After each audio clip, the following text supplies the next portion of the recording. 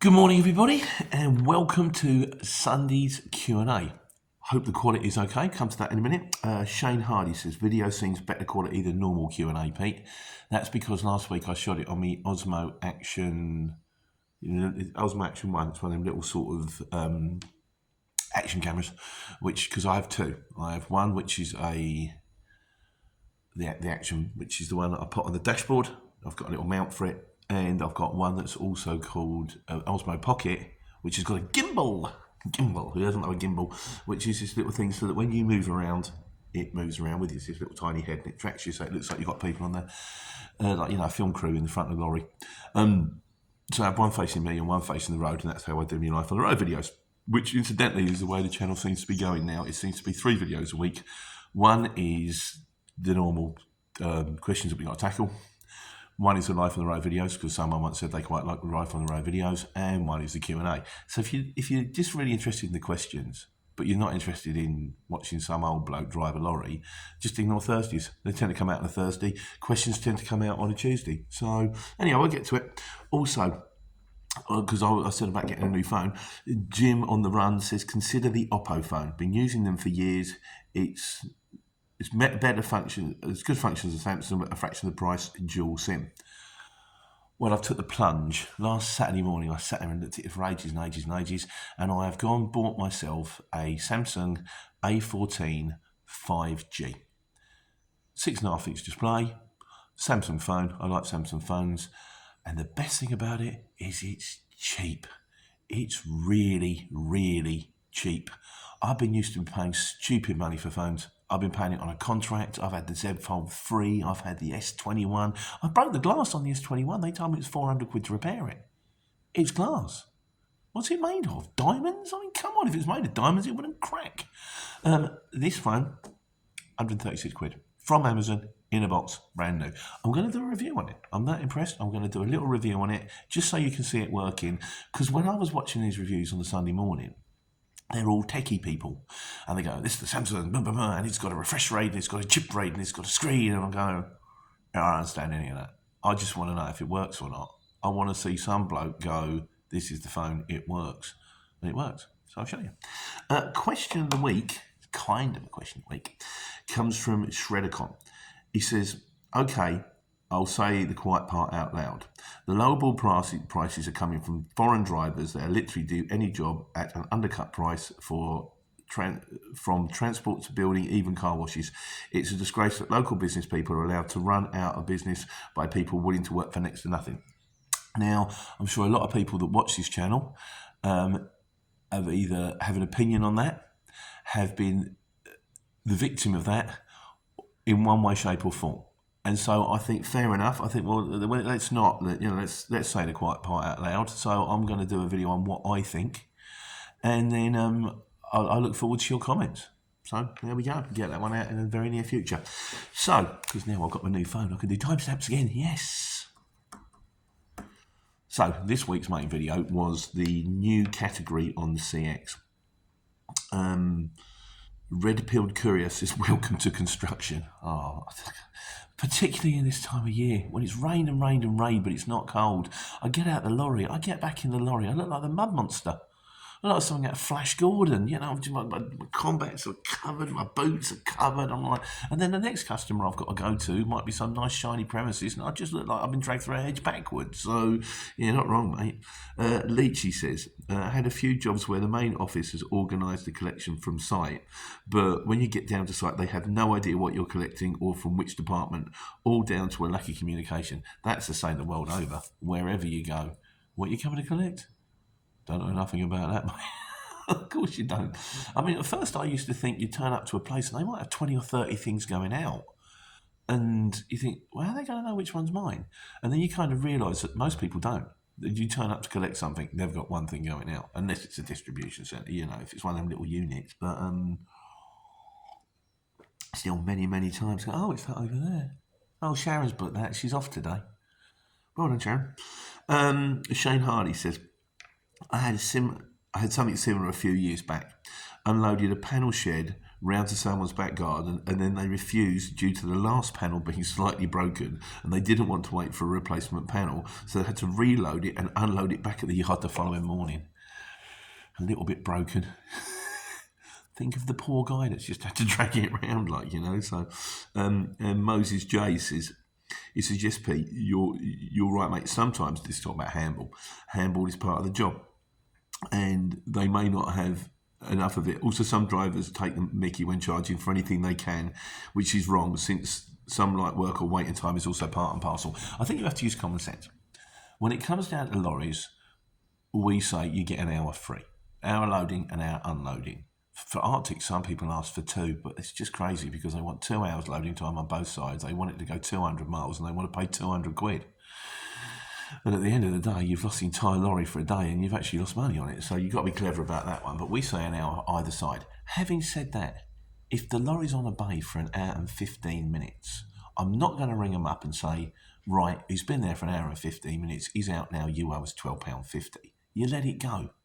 But if he's on a bay for an hour and they go, I haven't even started me yet, I'm going to be here at least another 2 hours, then you ring him up and go, come on now.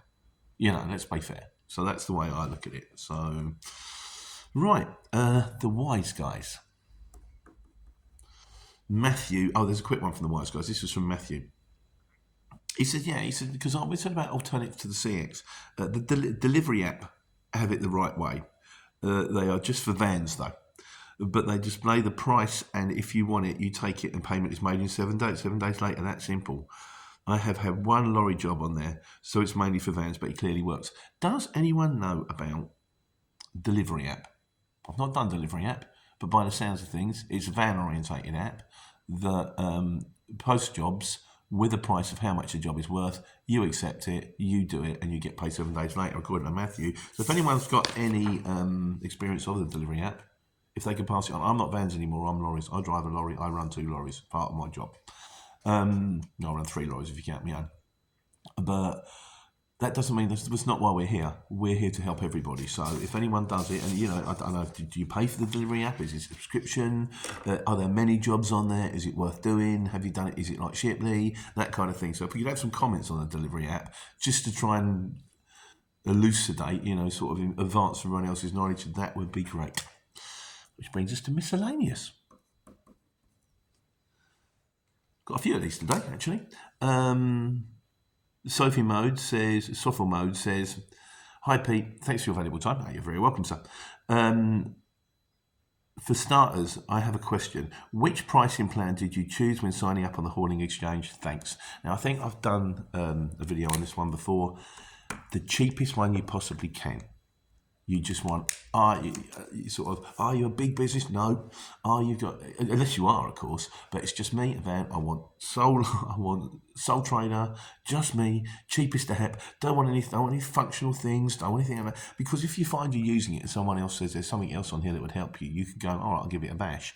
But you can always go clock it up. If you ring them up, say, I want something extra, brilliant. If you want something less, you're on the plan now. Start at the very, very basic, and if it's not good enough, clock it up. But I think that's in the video anyway, so that probably gives you a bit more information.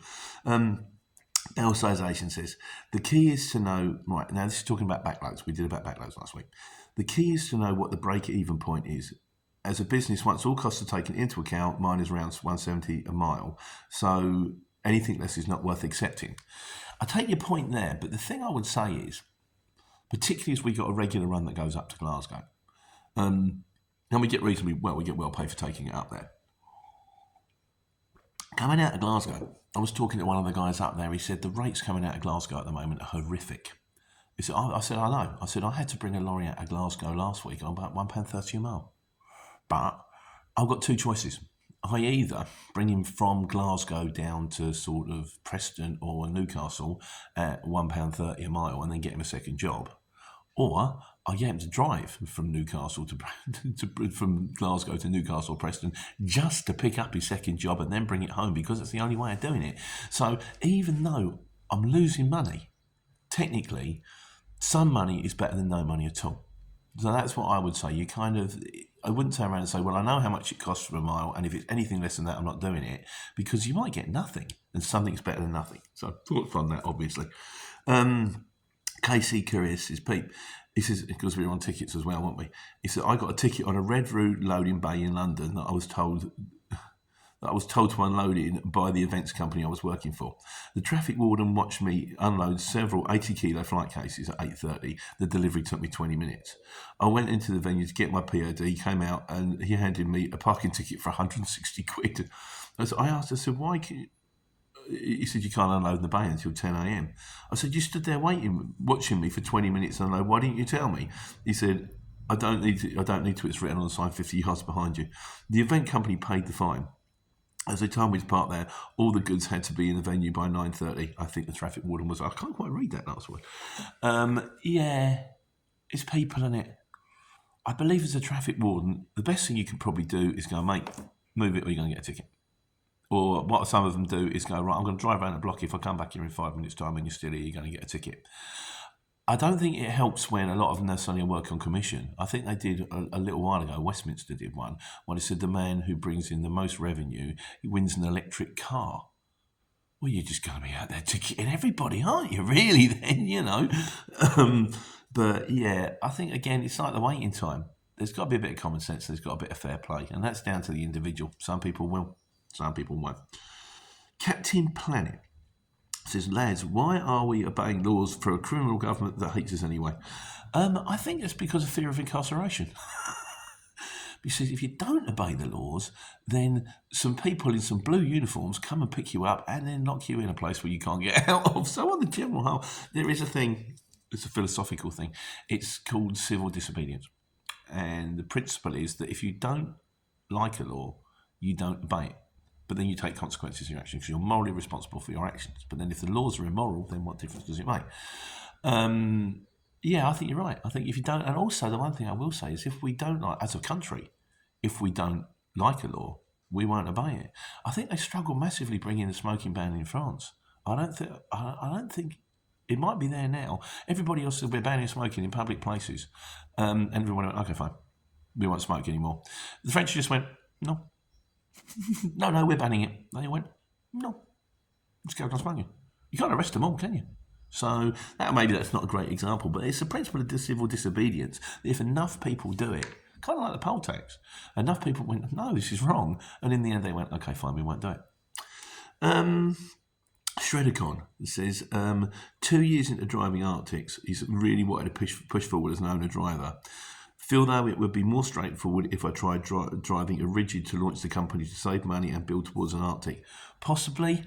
I would advise, I think 18-ton rigids are the way forward when it comes down to trucks. But the one thing I will say about Arctics on the exchange is there are more jobs. And of course they're easy to get. Because in an Arctic, you could also do a 26-ton, an 18-ton, a 7.5-ton. If I've got a 26-ton up in Huddersfield and a job pings up and it's an Arctic, I can't do it. So there is more work, but the rates aren't great. And for Arctic loading and unloading times, expect to be more. I would say double the amount of jobs where you're going to be stuck on a bay for a long time. So the other thing to do, of course, is to jump into a Luton van, Luton Curtain side, give that a bash, and if you like it, then go for the operators, then go for the truck. I still like trucks, but it would be a more cost-effective way of trying it, I think. Maybe you sort of break yourself in gently. And finally this week, Wayne Rawlins says, next time you see a discarded AdBlue container at a service station, which is frequent, it's true, throw it on board, and next time you fill it up from your IBC, keep it on board for the next time you get out in trouble. The thing is, the AdBlue tank is actually quite large. And effectively, Mick does it. He's got an AdBlue container in the passenger seat. So he's got a spare AdBlue. But you think, well, why stop there? Why have 2 AdBlue containers? Why not have 4 AdBlue containers? Why not have an IBC in the back up against the bulkhead, and then every time I need AdBlue, I can take it in the IBC and fill it up? Where do you stop? The AdBlue normally lasts me for about a week or 2, depending on how far I'm going. It's just a bit of a pain from time to time filling up. And I just wish it was on the same side as the fuel cap. What I think I'm going to have to do is next time, every time I pull into a petrol station where you pull in and it's only got one space, and there's a pump on this side and a pump on this side, and that one's got petrol, and that one's got AdBlue, diesel, and AdBlue. Do it then.